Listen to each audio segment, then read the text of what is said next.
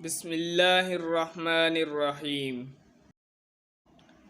آج جو کہانی آپ کو سنانے جا رہا ہوں، آپ کو پتہ لگ گیا ہوگا کہ آج میں کسی بچی کی کہانی سنانے جا رہا ہوں۔ یقین کریں کہ کہانی سناتے ہوئے میرا دل تڑپ رہا ہے، اور بچی کی ماں جب بتا رہی تھی میرے تو رونگٹے کھڑے ہو گئے۔ بہت ہی افسوس ہوا مجھے کہ جس ماحول میں ہم جی رہے ہیں وہاں بیٹیاں محفوظ نہیں ہیں۔ اپنا ہی باپ اپنی سگی بیٹی پر اتنا ظلم کیسے کر سکتا ہے؟ یہ تو وہ زمانہ تھا جب ہمارے پیارے نبی صلی اللہ علیہ وآلہ وسلم اس دنیا میں نہیں آئے تھے، اور لڑکیوں کو زندہ دفنا دیا جاتا تھا۔ کیا یہ جہالت ابھی تک ختم نہیں ہوئی؟ ہمارے پیارے نبی اکرم صلی اللہ علیہ وآلہ وسلم نے بیٹی کو رحمت کہا تھا۔ اس ظالم باپ کو ذرا بھی افسوس نہیں ہوا کہ میں اپنی بیٹی کے ساتھ کیا کرنے جا رہا ہوں۔ خیر، میں آپ کو اس بد نصیب عورت کی کہانی اس کی زبانی سنانے جا رہا ہوں، جو اس نے ہمیں بتایا وہی میں آپ تک پہنچانے جا رہا ہوں۔ میرا نام مصباح ہے۔ میں میاں والی سے قریب گنوالی کے علاقے میں رہائش پذیر تھی۔ میری عمر 18 سال تھی۔ میرے ابو اور بھائی مزدوری کرتے تھے، اور میں اور میری امی گھر کا سب کام کرتی تھیں۔ ہم کوئی اتنے امیر نہیں تھے، بس اللہ کا شکر ہے گزارا چل رہا تھا۔ میں کوئی زیادہ پڑھی لکھی نہیں تھی، بس قریب اسکول سے میٹرک پاس تھی۔ لیکن پھر جب میری عمر بڑھ رہی تھی تو اس کے ساتھ ساتھ امی ابو پر بوجھ بڑھ رہا تھا، اور وہ میری شادی کروانا چاہتے تھے۔ جیسے سب والدین کو اپنی بچیوں کی فکر ہوتی ہے، ویسے ہی وہ میری شادی کی فکر کرنے لگے، اور وہ کہہ رہے تھے کہ مصباح کی جلد سے جلد شادی کروائی جائے، بس لڑکا کوئی اچھا سا مل جائے تو ہم اس کی جلد سے جلد شادی کر دیں گے۔ پھر امی ابو نے کسی عورت کو رشتہ تلاش کرنے کے لیے بولا۔ وہ عورت میرا رشتہ تلاش کرنے لگی۔ ایک دو رشتہ بتایا اس عورت نے، لیکن پھر ابو یا پھر امی کو پسند نہیں آتا۔ ایک رشتہ میرے ابو امی کو پسند آ گیا تھا، لیکن جب بھائی نے تحقیق کی تو پتہ چلا کہ وہ نشئی ہے۔ پھر وہاں بھی میرا رشتہ نہ ہو پایا۔ انہی دنوں میں ہمارے خاندان سے میرا ایک رشتہ آیا۔ وہ لوگ اچھے بھلے تھے، لیکن لڑکے کی کچھ حالت، کچھ باتیں بگڑی ہوئی تھیں۔ لیکن خیر، ابو کہنے لگے کہ کوئی بات نہیں بیٹا، شادی کے بعد سدھر جائے گا، خاندان اچھا ہے، تم وہاں خوش رہو گی۔ میں نے کہا کہ ٹھیک ہے ابو، آپ کا جو فیصلہ ہوگا مجھے منظور ہے۔ پھر ہمارے خاندان سے وہ لوگ رشتہ لینے آئے۔ ان لوگوں نے تو پہلے ہی مجھے دیکھا ہوا تھا، میں ان کو پسند آ گئی۔ پھر وہ منگنی کی رسم کرنے آئے۔ انہوں نے کہا کہ منگنی کے بعد جلد سے جلد شادی کی جائے گی۔ امی ابو کہنے لگے کہ ہمیں کچھ وقت دیں، لیکن وہ نہیں مانے۔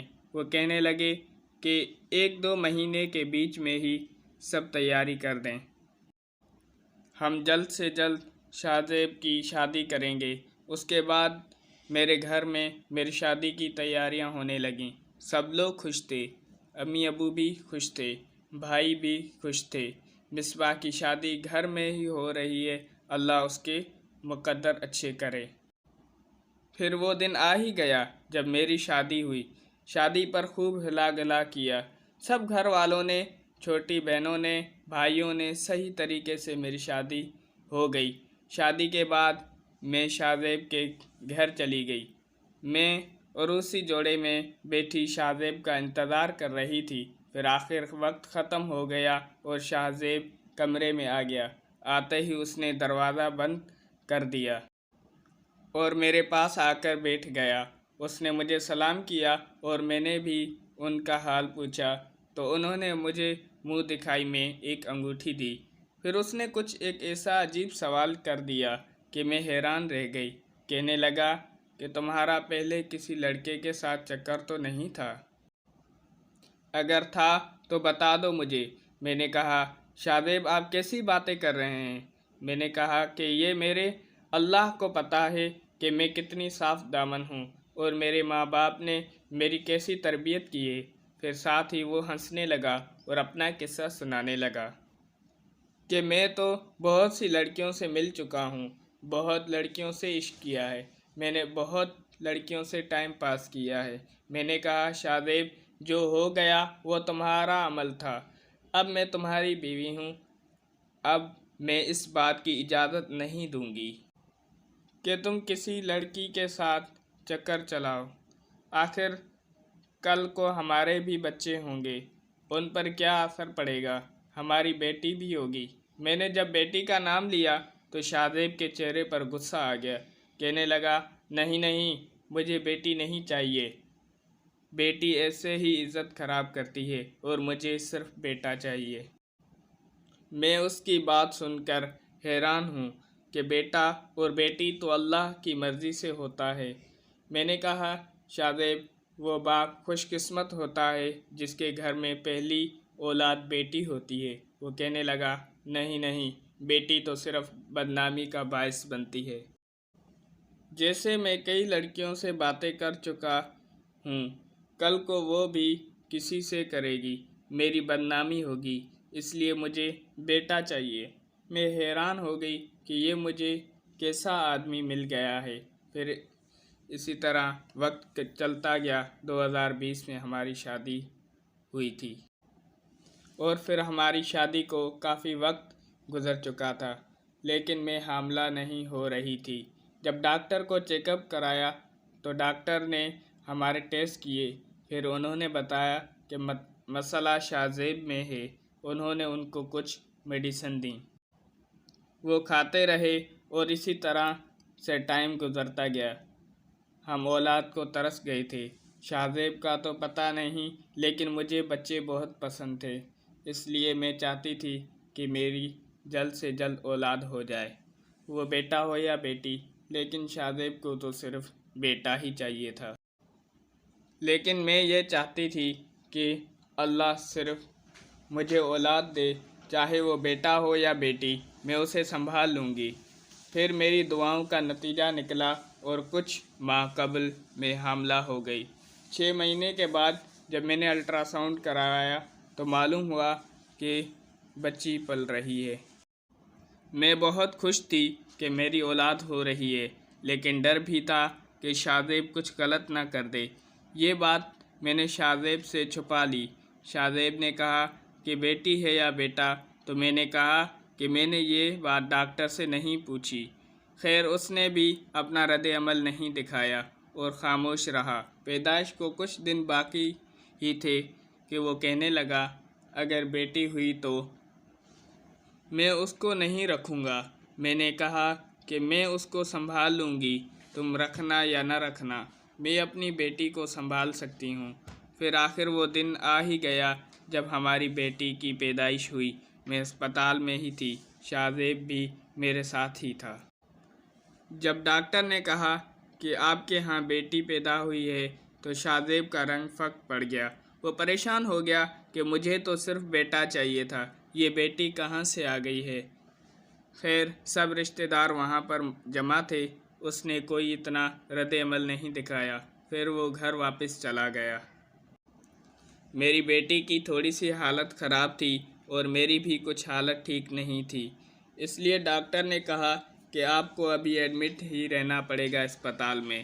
پھر میرے ماں باپ آئے، میرے بہن بھائی سب آئے۔ میرے ابو نے بیٹی کا نام جنت رکھا۔ کہنے لگے مصباح تمہاری بیٹی کا نام میں نے بہت پہلے ہی سوچ رکھا تھا کہ جب ہماری بیٹی مصباح کے ہاں بیٹی پیدا ہوگی تو ہم اس کا نام جنت رکھیں گے۔ ہماری جنت بہت خوبصورت تھی، سب لوگ اس سے پیار کرتے تھے سوائے شادیب کے۔ شادیب نے اپنی بیٹی کو ایک دفعہ بھی گود میں نہیں لیا تھا۔ یہ اس دن کا واقعہ ہے کہ جب میرے چچا جان اور میرے بھائی مجھ سے ملنے آئے ہوئے تھے۔ وہ مجھ سے مل رہے تھے اور باتیں کر رہے تھے۔ انہوں نے میری بیٹی جنت کو اٹھایا ہوا تھا، پھر انہوں نے بیٹی کو میرے پاس لٹا دیا۔ اسی دوران شادیب اتنے غصے میں اسپتال آئے، ان کے ہاتھ میں بندوق بھی تھی۔ اس نے آتے ہی کہا میں اپنی بیٹی کو زندہ نہیں چھوڑوں گا۔ اس نے بیٹی مجھ سے پکڑی اور اس ذلیل انسان نے میری بیٹی پر اتنا بڑا ظلم کر دیا کہ میں سوچ بھی نہیں سکتی تھی۔ اس نے سب سے پہلے میری بیٹی کو نیچے پٹک دیا۔ جیسے اس نے نیچے پٹکا میرے ہوش اڑ گئی۔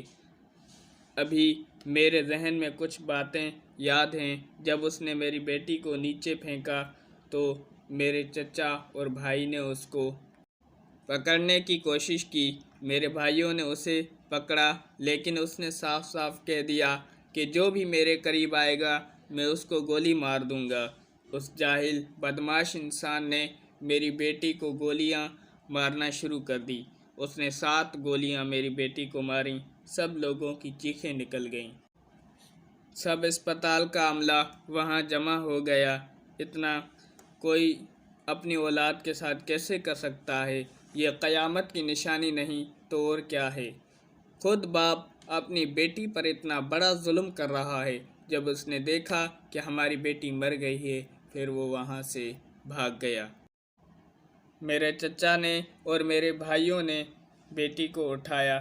مجھے کوئی ہوش نہیں تھا۔ وہاں پر ڈاکٹر نے اسے چیک کیا تو اس نے بتایا کہ بچی کی ڈیتھ ہو گئی ہے۔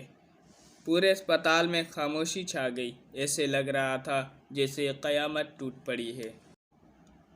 یہ منظر بھی قیامت سے کم منظر نہیں ہے۔ ایک باپ اپنی بیٹی کو، جس کی عمر صرف 7 دن ہے، بے دردی سے مار رہا ہے۔ میرے بھائیوں نے پولیس میں کمپلین کروائی ہے۔ پولیس ان کو ڈھونڈ رہی ہے۔ میری حکومت سے اپیل ہے کہ میرے شوہر کو پکڑ کر اسے جلد سے جلد پھانسی کی سزا دی جائے۔ جی تو دوستو، یہ اس عورت کی کہانی ہے جس کے شوہر نے اپنے 7 دن کی بیٹی کو گولیوں سے ہلاک کر ڈالا۔